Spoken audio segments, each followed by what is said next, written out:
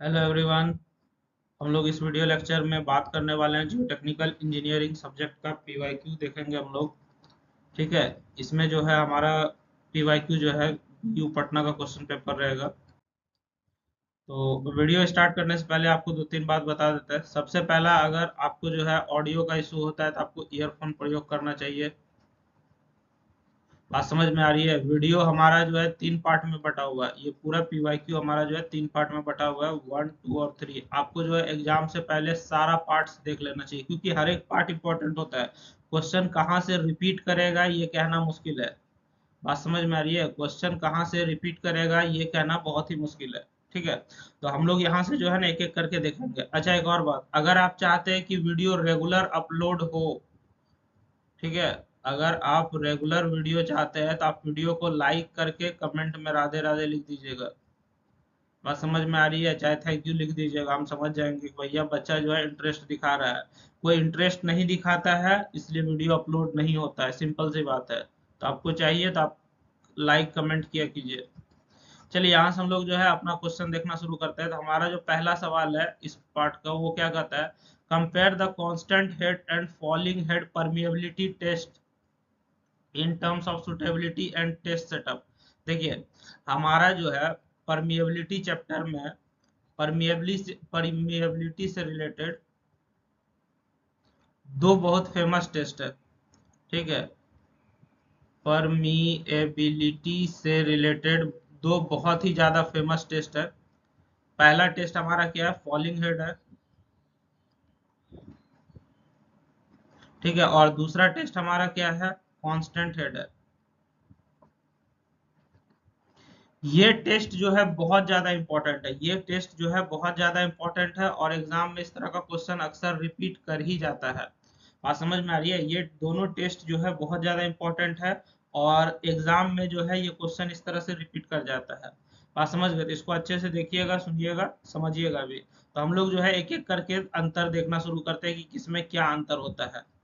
ठीक है। हो सकता है आपने लैब में ये टेस्ट किया भी हो, नहीं किया है तो यूट्यूब पे इसका वीडियो देख लीजिएगा, टेस्ट कैसे कैसे होता है। थ्योरी वाला नहीं, रियल प्रैक्टिकल वाला वीडियो देखिएगा।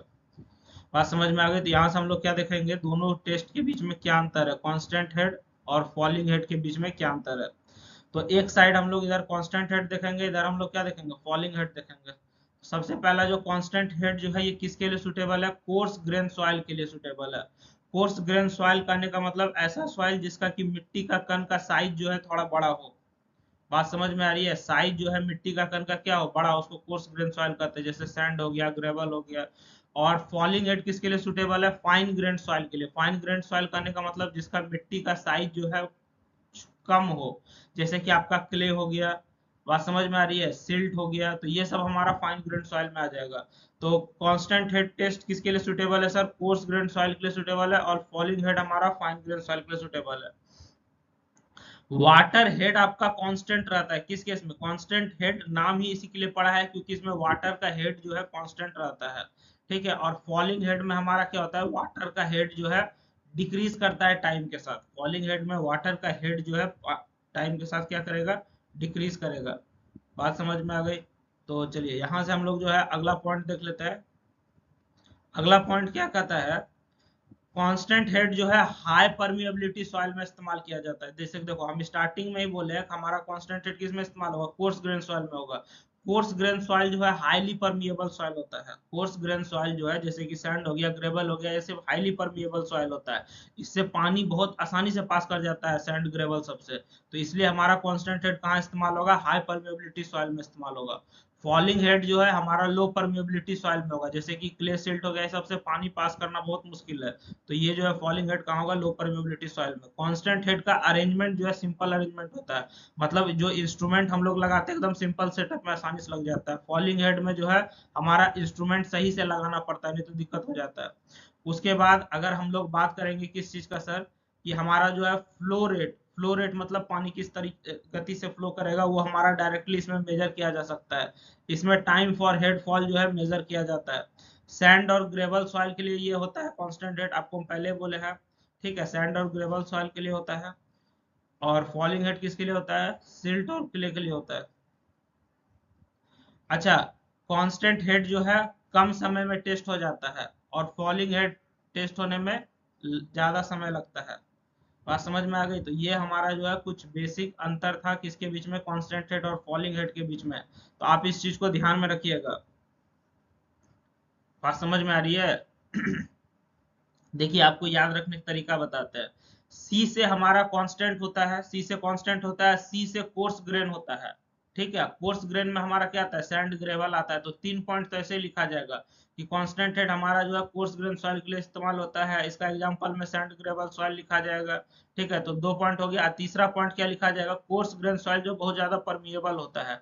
तो तीसरा पॉइंट क्या हो जाएगा, हाईली परमिएबल होता है। तो ये 3 पॉइंट जो रिलेट करके आप लिख सकते हैं। और चौथा आप क्या लिख दीजिएगा सर कि इसमें नाम में कांस्टेंट आता है तो इसमें वाटर हेड कांस्टेंट रहेगा। तो ये 4 पॉइंट आपको याद हो गया। बात समझ में आ रही है?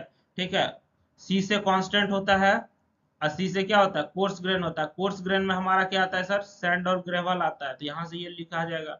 ठीक है, और ये वो कोर्स ग्रेन सॉइल जो भी होता है, सैंड ग्रेवल, ये सब क्या होता है, हाईली परमिएबल होता है। तो यहाँ पे ये भी लिखा जाएगा। सी से कांस्टेंट है तो इसमें इसका हेड क्या रहेगा, कांस्टेंट रहेगा। तो ये सारा चीज आप जो है आपस में रिलेट करके लिख सकते हैं। ध्यान रखिएगा, हो जाएगा। चलो आगे बढ़ते हैं यहाँ से। अगला सवाल जो है वो हमारा न्यूमेरिकल है। क्या कहता है, water flows through a soil sample of length 20 centimetre. Water जो है एक सॉइल सैंपल जिसका लेंथ 20 सेंटीमीटर से फ्लो करता है, उसका cross sectional area 50 centimetre square है। हेड लॉस जो मेजर किया गया 10 सेंटीमीटर ओवर 5 मिनट्स, 5 मिनट में 10 सेंटीमीटर का हेड लॉस मेजर किया गया। और डिस्चार्ज जो है 300 सेंटीमीटर क्यूब है। तो आपको कोएफिशिएंट ऑफ परमेबिलिटी निकालना है। ठीक है, तो ये हमारा क्या बहुत ही इजी क्वेश्चन है। देखिए आपको बताते हैं, इतना क्वेश्चन पढ़ने के बाद आपको जो है लैंग्वेज पता ही नहीं चल रहा है कि क्या है क्या नहीं है। तो इसका जो सिंपल स्टेप है, स्टेप 1 में आप क्या कीजिएगा, स्टेप 1 में आप जो है जो जो गिवन चीज है उसको आप लिखिएगा। ठीक है, दूसरा स्टेप में आप क्या कीजिएगा, क्या निकालना है वो आप पता कीजिएगा। बात समझ में आ रही है? अब तीसरा स्टेप में आप क्या कीजिएगा, फॉर्मूला लिखिएगा। ठीक है, उसके बाद चौथा स्टेप में आप क्या कीजिएगा कि आप देख लीजिएगा कि फॉर्मूला के अनुसार क्या क्या दिया हुआ है क्या नहीं दिया हुआ है, वो कैलकुलेट करना है। ठीक है, आप क्या देख लीजिएगा, कैलकुलेट क्या करना है सर, फॉर्मूला के अनुसार क्या दिया हुआ है क्या नहीं दिया हुआ है वो आपको कैलकुलेट करना है। बात समझ में आ गई? तो ये हमारा रहेगा यहाँ से। चलिए आइए देखते हैं। हमारा जो है लेंथ कितना दिया हुआ, क्वेश्चन में लेंथ सबसे पहले 20 सेंटीमीटर दिया हुआ है। जो जो गिवन है वो हम पहला स्टेप लिख रहे हैं। दूसरा में हमारा क्या दिया हुआ है सर कि हाँ, दूसरा में हमको यहाँ पे देखो एरिया दिया हुआ है 50 सेंटीमीटर स्क्वायर, ये भी लिख दिए। तीसरा हमको हेड लॉस दिया है 10 सेंटीमीटर का। ठीक है, और ये हेड लॉस कितना मिनट में हुआ है सर, 5 मिनट में। तो टाइम हमको 5 मिनट दे दिया, 5 मिनट को सेकंड में बदलेंगे 300 सेकंड हो जाएगा। ठीक है, चलिए सेकंड में कैसे बदलेंगे सर, 5 गुना 1 मिनट में 60 सेकंड, तो ये कितना हो जाएगा, 300 सेकंड हो जाएगा। बात समझ में आ रही है? उसके साथ साथ हमको डिस्चार्ज दिया हुआ है 300 सेंटीमीटर क्यूब का। तो ये रहा डिस्चार्ज 300 सेंटीमीटर क्यूब। तो जो जो चीज दिया हुआ था वो हमने क्या किया सर, एक एक करके लिख लिया है। बात समझ में आ गई? अब जो है हमारा जो है क्वेश्चन को सॉल्व करने का दूसरा पार्ट स्टेप हम लोग समझेंगे। दूसरा स्टेप में क्या करता है, फाइंड आउट कि क्या निकालना है। तो हमको क्वेश्चन में क्लियर लिखा हुआ है, calculate the coefficient of permeability. Permeability का कोएफिशिएंट निकालना है, यानी कि हमको के का वैल्यू निकालना है। बात समझ में आ रही है? परमेबिलिटी कोएफिशिएंट को के से दिखाते हैं, के का वैल्यू निकालना है। तो देखिए के निकालने के लिए हमारे पास एक बड़ा शानदार सा फॉर्मूला है। क्या फॉर्मूला है के निकालने का, discharge into length by area head loss into time Q L by A H T, ये हमारे पास फॉर्मूला है। इसमें हमको क्या क्या दिया हुआ है सर, क्यू दिया हुआ है, बिल्कुल दिया हुआ है, एल भी दिया हुआ है, ए भी दिया हुआ है, एच बी टी भी, सारा चीज हमको दिया हुआ है। बस हमको इस पे पुट कर देना है, क्वेश्चन हमारा बन जाएगा। बात समझ में आ गई? स्टेप 3 में हम लोग फॉर्मूला लिख लिया। अब क्या देखेंगे चौथा में कि हमको क्वेश्चन में सब कुछ दिया हुआ ही ये है, वैल्यू पुट करेंगे, हमारा क्वेश्चन सॉल्व है। बात समझ में आ गया? तो न्यूमेरिकल हमारे लिए आसान था। ठीक है, बस खाली तुम लैंग्वेज देख के डर जाता, पढ़ेगा लिखेगा है ये, नहीं तो कैसे होगा भाई बताओ। रेगुलर पढ़ाई किया करो, समझ गया ना? ये सब सब्जेक्ट जो है बहुत इंपॉर्टेंट होता है। ये सब्जेक्ट जो है बहुत ज्यादा इंपॉर्टेंट है भाई। नहीं पढ़ोगे बहुत ज्यादा दिक्कत होगा सिविल में, इसके बिना काम ही नहीं चलता है। इसलिए जो है आपको रेगुलर पढ़ाई करना चाहिए। बात समझ में आ रही है? अगर दिक्कत होता है तो आप हमारा कोर्स ज्वाइन कीजिएगा। ठीक है, उसके बाद आप हमसे पर्सनली बात भी कर सकते हैं कि सर हमको ये दिक्कत होता है, हम पहले ये नहीं पढ़ पाए थे, मेरा बेसिक खराब है, कैसे ठीक होगा, ये सारा चीज आपका हम हेल्प कर सकते हैं। चलो यहाँ से आगे बढ़ते हैं। तो फॉर्मूला के अनुसार हम लोग वैल्यू पुट करेंगे, क्यू हमको 300 था, एल 20 था, ए 50 था, एच 10 था और टाइम हमारा 300 था। तो इस तरीके से हमने सारा चीज पुट कर लिया। अब इसको जो है कैलकुलेटर में डाल के आप सॉल्व कीजिए, आपका आंसर क्या आता है, हमारा क्या आता है, ये मिलाते हैं। तो हमारा आंसर आता है 300 गुना 20, ये 6000 हो जाएगा, नीचे 15000 हो जाएगा। हमारा आंसर कितना आता है, 0.04 सेंटीमीटर पर सेकंड आता है हमारा। ठीक है, तो यही हमारे तरफ से फाइनल आंसर। आप समझिए क्या फाइनल आंसर हो जाएगा सर, कि कोएफिशिएंट ऑफ परमिएबिलिटी जो है ये हमारा कितना हो जाएगा, के का वैल्यू 0.04 सेंटीमीटर पर सेकंड, यही हमारे तरफ से आप आंसर समझिए। आप अपना जो है मिला के देख लीजिएगा कि आपसे कितना आंसर आ रहा है। अगर आंसर में अंतर होगा तो आप हमको बताइएगा, और अगर आपको ये समझ में आ गया तो लाइक करके क्या कीजिएगा, कमेंट में थैंक यू लिख दीजिएगा। हम समझ जाएंगे किस तरह का क्वेश्चन आएगा, तब बच्चा डील कर सकता है, समझदार हो गया सब। चलिए यहाँ से हम लोग जो है आगे बढ़ते हैं।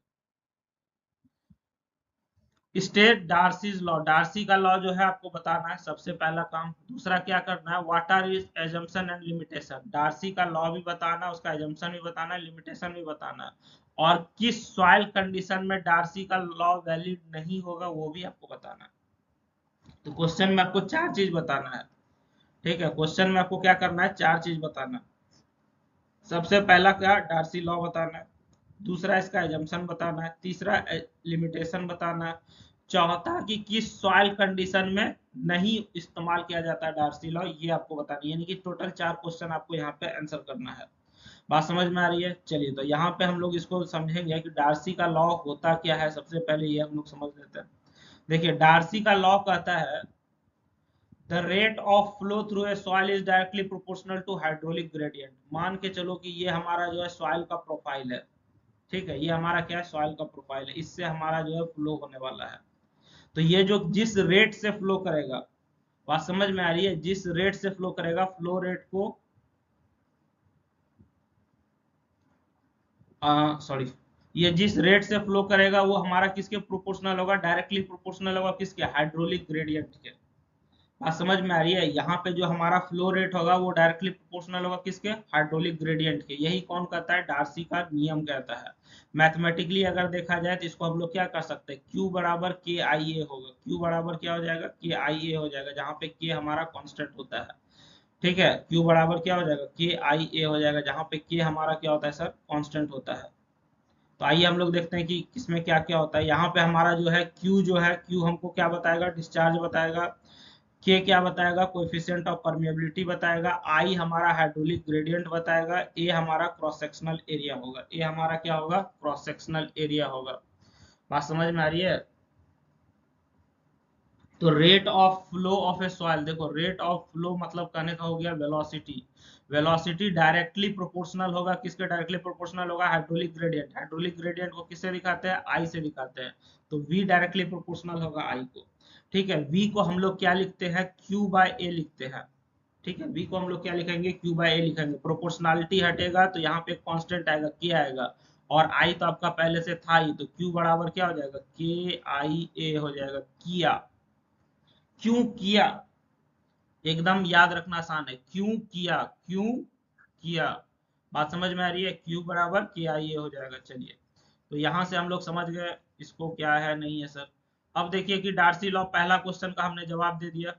ठीक है, क्वेश्चन का जो पहला सवाल था वो हमने जवाब दे दिया। दूसरा हमसे एजम्पशन पूछा है, तो आइए हम लोग एजम्पशन देख लेते हैं कि डार्सी लॉ का क्या क्या एजम्पशन है। इसमें हम लोग क्या मान के चल रहे, सॉइल हमारा कैसा रहेगा जहाँ पे ये लॉ लगेगा। तो सबसे पहला कि फ्लो हमारा जो है लेमिनार होना चाहिए।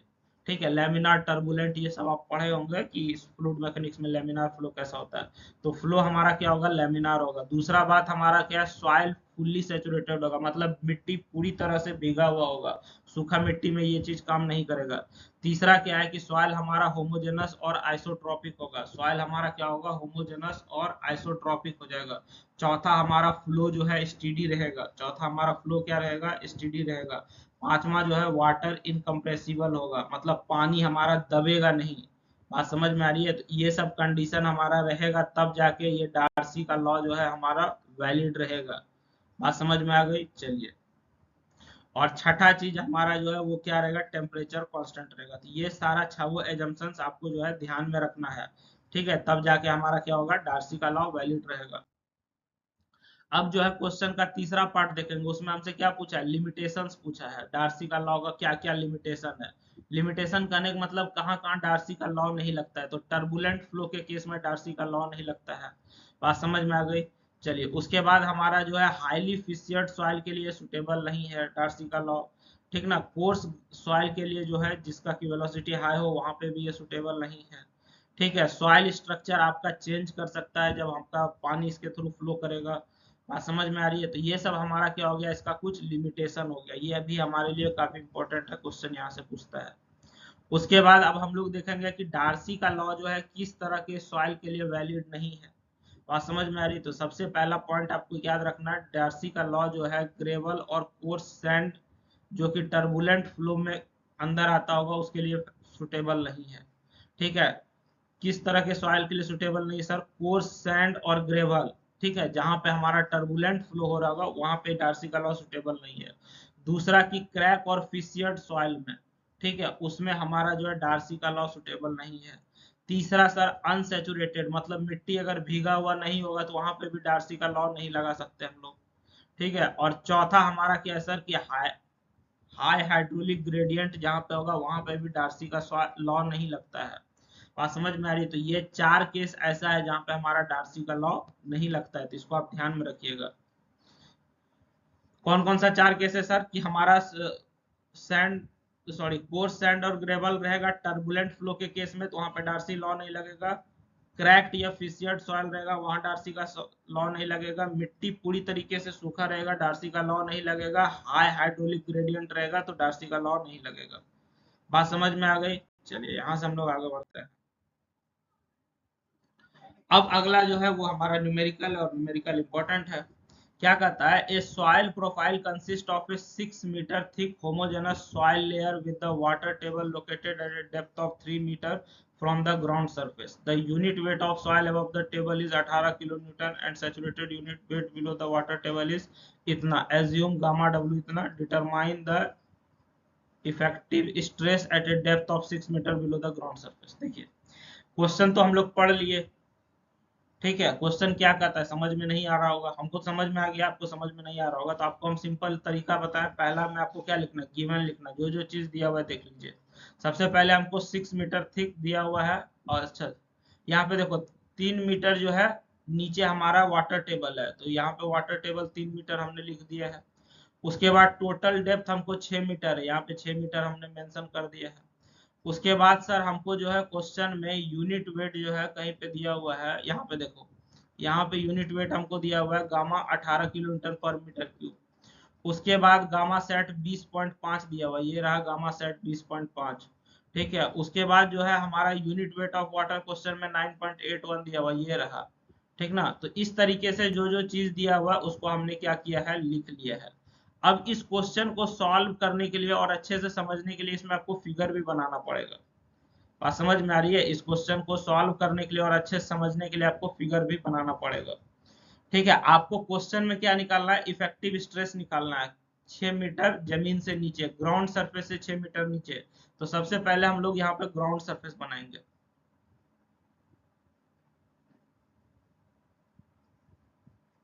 ठीक है। ये हमारा क्या हो गया सर, ये हमारा जमीन हो गया। इस जमीन से 6 मीटर नीचे पे हमको जो है कैलकुलेट करना है।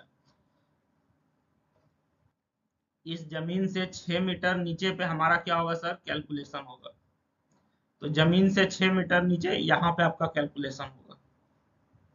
बात समझ में आ रही है। ये जो डिस्टेंस रहेगा ये हमारा कितना हो जाएगा सर, ये डिस्टेंस हमारा हो जाएगा यहाँ से यहाँ तक 6 मीटर। बात समझ में आ गई। अब क्या कहता है क्वेश्चन में कि water table located at a depth of 3 metre from the ground surface. Ground surface से 3 मीटर नीचे हमारा क्या वाटर टेबल है। वाटर टेबल को इस तरीके से हम लोग दिखाते हैं। बात समझ में आ गई। तो यहाँ से ग्राउंड से ये कितना नीचे हमारा वाटर टेबल है सर, 3 मीटर नीचे है। टोटल 6 मीटर है तो ऊपर 3 मीटर हो गया, तो नीचे हमारा कितना बचेगा, ये हमारा 3 मीटर बचेगा। बात समझ में आ रही है? तो यहाँ पे ये जो ऑरेंज वाला ये लाइन हम ड्रॉ किए हुआ है, इस लाइन पे आपको क्या निकालना है? इफेक्टिव स्ट्रेस निकालना है। कहाँ से? ये ग्राउंड के ऊपर से। ठीक है, ग्राउंड का ये जो डिस्टेंस है यहाँ से इस लाइन पे आपको क्या निकालना है? इफेक्टिव स्ट्रेस निकालना है। पानी हमारा कितना दूर है सर? इस लाइन से 3 मीटर ऊपर है और ग्राउंड से 3 मीटर नीचे है। तो यहाँ पे आपको क्या करना है? इफेक्टिव स्ट्रेस निकालना है। इस क्वेश्चन के अकॉर्डिंग यही फिगर बनता है हमारा। तो इफेक्टिव स्ट्रेस निकालने के लिए हमारे पास फॉर्मूला क्या होता है? इफेक्टिव स्ट्रेस को हम लोग सिग्मा बार से या फिर सिग्मा डैश से दिखाते हैं। इसका फॉर्मूला क्या होता है? इसका होता है सिग्मा माइनस यू। सिग्मा हमारा क्या होता है सर? ये होता है टोटल स्ट्रेस। ठीक है, और यू हमारा क्या होता है? पोर वाटर प्रेशर होता है। बात समझ में आ रही है? तो आपको क्या करना पड़ेगा इफेक्टिव स्ट्रेस निकालने के लिए? टोटल स्ट्रेस और पोर वाटर प्रेशर निकालना होगा। टोटल स्ट्रेस कैसे निकलेगा? आपको जिस जगह पे निकालना है उसका हाइट ले लीजिएगा और यूनिट वेट से गुना कर दीजिएगा। ये कैसे निकलता है सर? ये हो जाएगा हाइट इंटू यूनिट वेट। बात समझ में आ रही है? Height into unit weight. अब देखिए यहाँ से आपको हम बताते हैं कि किसका क्या हाइट दिया हुआ है। जैसे कि आपको यहाँ पे गौर से पढ़िएगा, the unit weight of soil above water table is 18। Water table से ऊपर जो सॉइल है इसका यूनिट वेट कितना है? 18 किलोमीटर। बात समझ में आ रही है? उसके बाद कहता है saturated unit weight of water table is 20.5, यानी कि नीचे वाला का 20.5 है। बात समझ में आ रही है? तो दोनों का यूनिट वेट भी निकाल दिए। ठीक है, तो आइए हम लोग यहाँ से जो है कैलकुलेट करते हैं। टोटल स्ट्रेस निकालने के लिए क्या करेंगे? हाइट गुना यूनिट वेट लगाएंगे और टोटल स्ट्रेस निकल जाएगा। तो आइए हम लोग जो है एक एक करके इसको कैलकुलेट करते हैं। देखो इस टॉपिक से ना एक क्वेश्चन पक्का पूछेगा ही पूछेगा, न्यूमेरिकल का। बात समझ में आ रही है? इससे न्यूमेरिकली बनता है, थ्योरी पूछता नहीं है। ठीक है, इस टॉपिक से ये जो टॉपिक है इससे जो है न्यूमेरिकल ही बनता है, थ्योरी पूछा ही नहीं जा सकता, होता ही नहीं थ्योरी जैसा कुछ। तो ये टॉपिक से रिलेटेड जो भी न्यूमेरिकल है, रिलेटेड न्यूमेरिकल, उसको आप कम से कम अच्छे से समझ के जाइएगा। ठीक है, एक इससे रिलेटेड हो गया और दूसरा परमिएबिलिटी से रिलेटेड। पक्का सवाल पूछता ही पूछता है। समझ गए? चलिए आइए इसको हम लोग जो है सॉल्व करने का यहाँ पे दिमाग लगाते हैं सर कि कैसे कैसे सॉल्व होगा। तो सबसे पहले हम लोग क्या करेंगे? सबसे पहले हम लोग जो है टोटल स्ट्रेस निकालेंगे। स्टेप 1 में टोटल स्ट्रेस निकालेंगे, क्योंकि सर हमको 6 मीटर पे स्ट्रेस निकालना है। तो हमारा टोटल स्ट्रेस का फॉर्मूला क्या हो जाएगा? Unit weight into height. उसके बाद यहाँ पे दो तरह की यूनिट वेट है, पहला 18 वाला है तो उसमें हाइट 3 था, दूसरा जो है 20.5 वाला यूनिट वेट है, तो 20.5 गुना 3 कर देंगे। टोटल कैलकुलेट करेंगे तो हमारा कितना निकल के आएगा? टोटल स्ट्रेस 115.5 किलो न्यूटन पर मीटर स्क्वायर निकल के आता है। बात समझ में आ रही है? टोटल स्ट्रेस जो है 115.5 किलोमीटर स्क्वायर निकल के आता है। उसके बाद इस स्टेप 2 में हम लोग क्या करेंगे? पोर वाटर प्रेशर निकालेंगे। बात समझ में आ रही है? स्टेप 2 में हम लोग क्या करेंगे? पोर वाटर प्रेशर निकालेंगे। ठीक है, तो पोर वाटर प्रेशर निकालने के लिए हम लोग क्या करेंगे कि हमारा जो है पानी किस डेप्थ पे है वो हम लोग कैलकुलेट कर लेंगे। तो पानी हमारा कितना डेप्थ पे है? ऊपर से 3 मीटर के डेप्थ पे है। तो डेप्थ बिलो वाटर टेबल हमारा 3 मीटर हो जाएगा, नीचे भी 3 मीटर, ऊपर भी। तो depth below water table 3 metre हो जाएगा। तो अब हम लोग जो है यहाँ से यहाँ पे हम लोग जो है क्या निकाल लेंगे? हम लोग पोर वाटर प्रेशर निकाल लेंगे। पोर वाटर प्रेशर निकालने का फॉर्मूला होता है gamma W into height. Gamma W question में 9.81 दिया हुआ है और हाइट जो है ये कितना है? 3 मीटर है। 9.81 गुना 3, 29.43 किलोमीटर पर मीटर स्क्वायर। ये क्या हो जाएगा? पोर वाटर प्रेशर निकल के आ जाएगा। इसके साथ साथ अब हम लोग स्टेप 3 में जो है, जो हमको क्वेश्चन में निकालना है, इफेक्टिव स्ट्रेस, ये कैलकुलेट करेंगे। इफेक्टिव स्ट्रेस बराबर फॉर्मूला अभी तुरंत आपको बताएं क्या होता है? सिग्मा डैश बराबर सिग्मा माइनस यू हो जाएगा। तो टोटल स्ट्रेस हमारा 115.5 आया था, यहाँ रहा। पोर वाटर प्रेशर 29.43 था, इसमें से घटा देंगे, ये 86.07 किलोमीटर पर मीटर स्क्वायर। ये हमारा क्या हो जाएगा? इफेक्टिव स्ट्रेस हो जाएगा। ये हमारा क्या हो जाएगा सर? इफेक्टिव स्ट्रेस हो जाएगा। यही आपको निकालना था। बात समझ में आ रही है? तो हमारा जो फाइनल आंसर हो जाएगा कि हमारा ये जो 6 मीटर यहाँ पे, 6 ग्राउंड लेवल से ये 6 मीटर के डेप्थ पे जो हमारा इफेक्टिव स्ट्रेस होगा वो कितना होगा?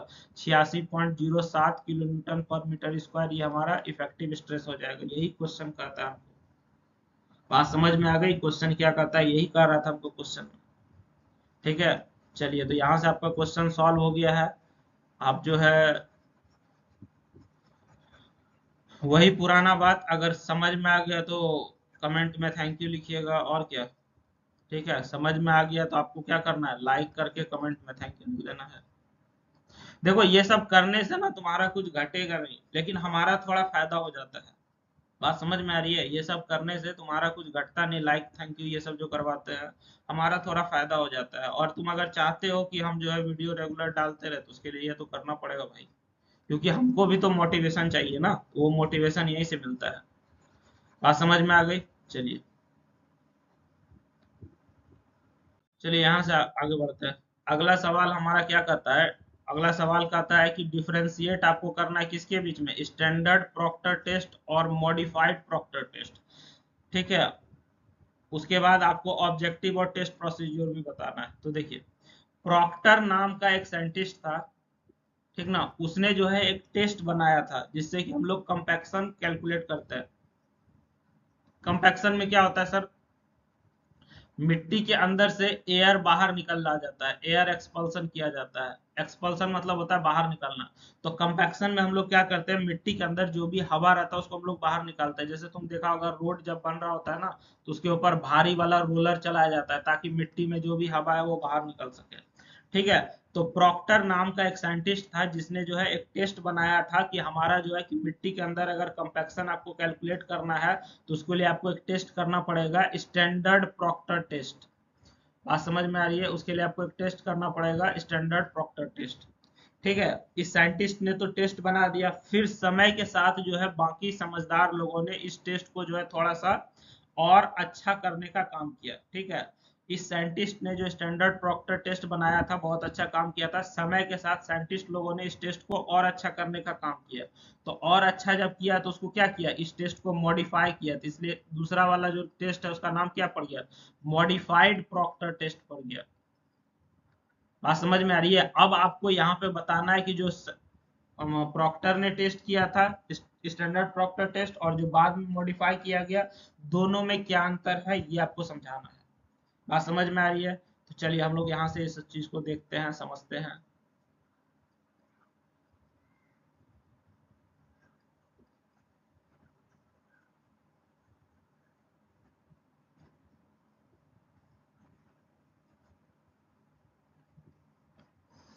तो सबसे पहले हम लोग एक साइड जो है, लेफ्ट साइड में स्टैंडर्ड प्रॉक्टर टेस्ट देखेंगे, राइट में मॉडिफाइड प्रॉक्टर देखेंगे। सबसे पहला हमारा जो है स्टैंडर्ड प्रॉक्टर टेस्ट किसके द्वारा डेवलप किया गया था, आर आर प्रॉक्टर के द्वारा 1933 में ये बनाया गया था ये टेस्ट सर।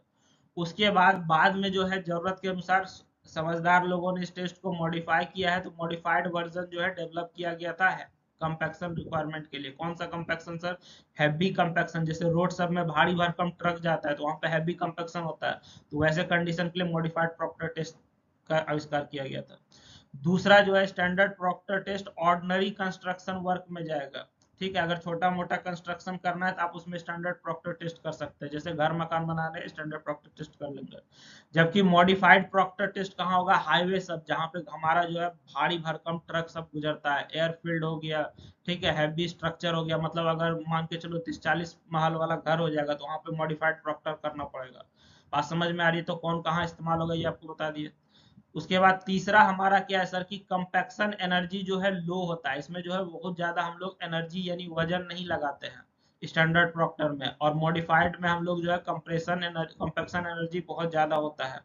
ठीक है, अगर ये टेस्ट जनरली हर कोई कॉलेज में करता है तो हम मान के चल रहे हैं आप भी किए होंगे। तो इसमें जो रैमर का वेट होता है वो 2.6 केजी होता है, इसमें 4.9 केजी होता है। इसमें height of fall, free fall जो हम लोग रैमर गिराते हैं 31 सेंटीमीटर के हाइट से गिराते हैं, इसमें जो है 45 सेंटीमीटर के हाइट से गिराते हैं। बात समझ में आ गई। इसमें सॉइल जो है 3 लेयर में कंपैक्ट किया जाता है, मॉडिफाइड में सॉइल जो है 5 लेयर में कंपैक्ट किया जाता है। स्टैंडर्ड प्रॉक्टर टेस्ट हमारा जो है लोअर ड्राई डेंसिटी देता है, modified Proctor test higher dry density देता है। बात समझ में आ गई।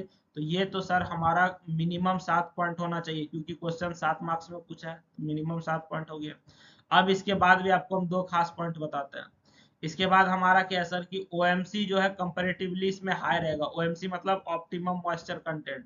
मॉडिफाइड प्रॉक्टर टेस्ट में हमारा क्या रहता है, ओएमसी जो है कंपैरेटिवली लो रहता है। स्टैंडर्ड प्रॉक्टर टेस्ट किसके लिए इस्तेमाल किया जाता है? लाइट कंपैक्शन वर्क के लिए। और मॉडिफाइड प्रॉक्टर टेस्ट किसके लिए इस्तेमाल किया जाता है? हैवी ड्यूटी कंपैक्शन वर्क के लिए इस्तेमाल किया जाता है। बात समझ में आ गई? तो ये हमारा सर स्टैंडर्ड और मॉडिफाइड प्रॉक्टर टेस्ट के बीच में कुछ अंतर था हमारा। ठीक है, तो ये क्वेश्चन को आप इंपॉर्टेंट समझिए। ये क्वेश्चन हमारा जो है रिपीट करेगा, इसको आप अच्छे से देखिएगा, पढ़िएगा, समझ के जाइएगा। समझ में आ गया? चलिए आगे बढ़ते हैं हम लोग।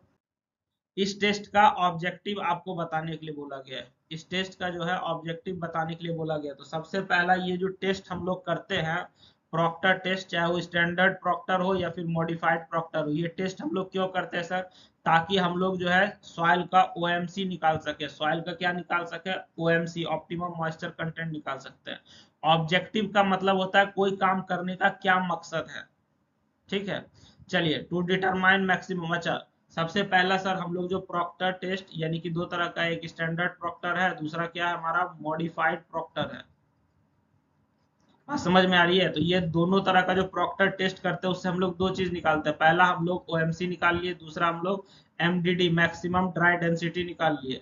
तीसरा हमारा क्या है सर? हम लोग जो है रिलेशनशिप मॉइस्चर कंटेंट और ड्राई डेंसिटी के बीच में रिलेशनशिप जो है उसको हम लोग स्टडी करते हैं। बात समझ में आ रही है? ठीक है, कि मॉइस्चर कंटेंट और ड्राई डेंसिटी के बीच में क्या रिलेशन है उसको हम लोग स्टडी करते हैं। चौथा हम लोग क्या करते हैं कि फील्ड में कितना कंपैक्शन देना है वो भी हम लोग यहाँ से डिसाइड करते हैं। तो ये सारा फायदा होता है प्रॉक्टर टेस्ट का। बात समझ में आ गई? चलिए टेस्ट का प्रोसीज्योर देखिए। टेस्ट का प्रोसीज्योर मतलब हम लोग प्रॉक्टर टेस्ट कैसे करेंगे। हम लोग जो है प्रॉक्टर टेस्ट कैसे कैसे करेंगे, तो आइए देखते हैं। प्रॉक्टर टेस्ट हम लोग कैसे करते हैं, देखिए। प्रॉक्टर टेस्ट करने के लिए हम लोग एक सॉइल सैंपल लेते हैं जो कि ड्राई होता है। ठीक है, मतलब एक सूखा हुआ मिट्टी लेते हैं।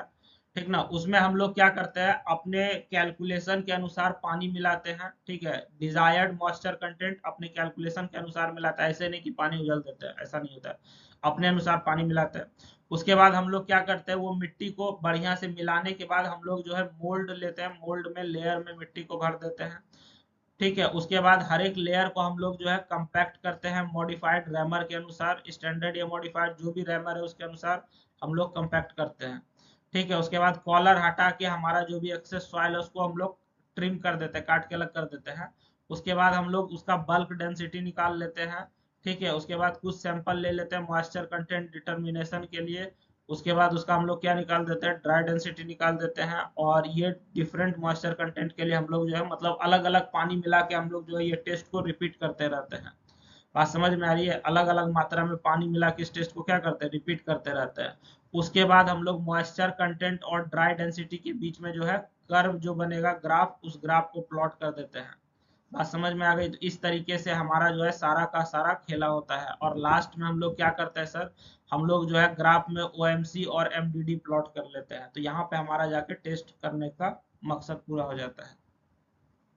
चलिए अगला सवाल जो है वो हमारा न्यूमेरिकल है। क्या कहता है कि एक स्टैंडर्ड प्रॉक्टर टेस्ट किया गया है जिसमें कि मैक्सिमम ड्राई डेंसिटी 1.85 ग्राम पर सेंटीमीटर क्यूब देखने को मिला है। ठीक है, 12% वाटर कंटेंट है हमारा। तो आपको बताना है कि ड्राई डेंसिटी जब 14% मॉइस्चर कंटेंट रहेगा तो बल्क डेंसिटी जो है इतना रहेगा।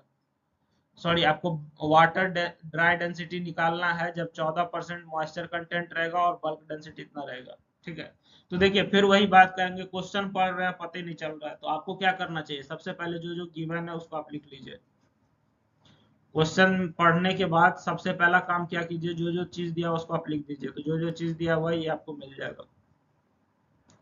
ठीक है, हमको क्या दिया हुआ है सर, बल्क डेंसिटी 2 दिया हुआ है, 2 ग्राम पर सेंटीमीटर क्यूब हो गया। वाटर कंटेंट 14% दिया हुआ है, 14% को 0.14 लिखते हैं। उसके बाद हमको क्या दिया हुआ है सर कि अब यहाँ से हम लोग फॉर्मूला लगाएंगे और ड्राई डेंसिटी निकालेंगे। देखिए आपको एक बात बताते हैं, आप जो है ना आप हमारा ऐप डाउनलोड कर लीजिएगा। ऐप को क्या कीजिएगा, डाउनलोड कर लीजिएगा।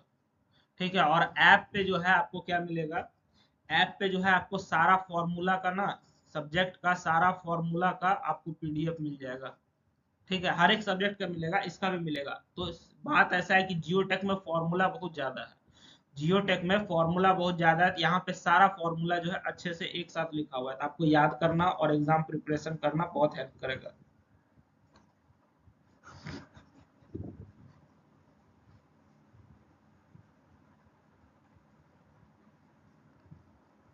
चलिए तो आइए हम लोग यहाँ से देखते हैं हमारे पास क्या फॉर्मूला है सर।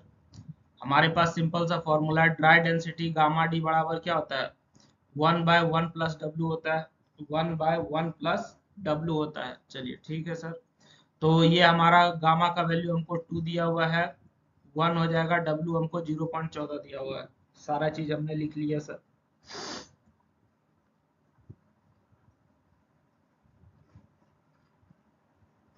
तो हमारा जो है यहाँ से कैलकुलेट कर लेंगे, हमको गामा डी मिल जाएगा, कितना आता है, 1.754 ग्राम पर सेंटीमीटर क्यूब आता है। बात समझ में आ गई। तो ये हमारा क्या हो जाएगा, ड्राई डेंसिटी निकल के आ जाएगा। बात समझ में आ गई ना। चलिए तो यहाँ से हमारा आंसर क्या हो जाएगा, ड्राई डेंसिटी बराबर क्या हो जाएगा, 1.75 ग्राम पर सेंटीमीटर क्यूब हो जाएगा। ठीक है। तो ये हमारा आंसर यहीं पे समाप्त होता है। अगर आपको बात समझ में आ गई तो आपको थैंक यू लिख देना चाहिए। ठीक है, चलिए यहाँ से आगे बढ़ते हैं।